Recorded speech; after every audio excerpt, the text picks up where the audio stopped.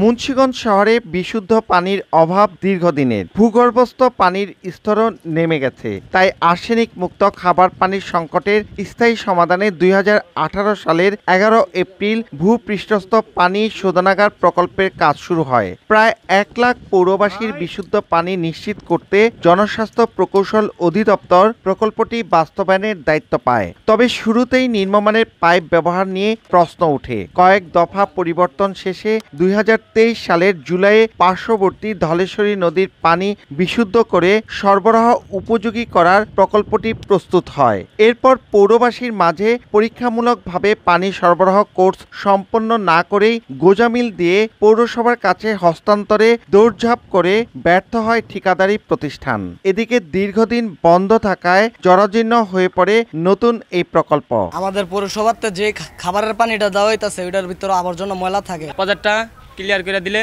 আমরা যে খাইতে পারি পানি বুনি।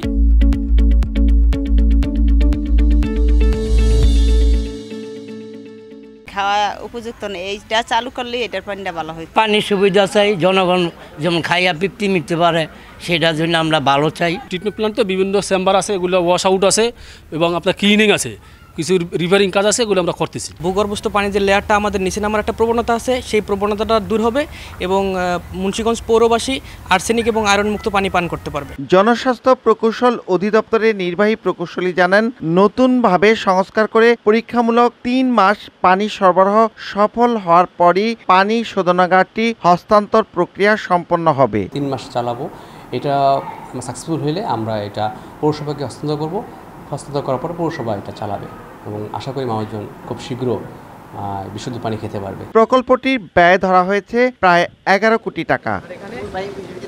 এই ট্রিটমেন্ট প্ল্যান্ট নির্মাণ সম্পন্ন হওয়ার বছর পার হলেও এর সুফল পাচ্ছে না পৌরবাসী। এটি চালু হলে ঘন্টায় 3.5 লাখ লিটার বিশুদ্ধ পানি পাবে পৌরবাসী। মুন্সিগঞ্জের হাটলক্ষ্মীগঞ্জ থেকে নাসির উদ্দিন উজ্জ্বল, সময় সংবাদ।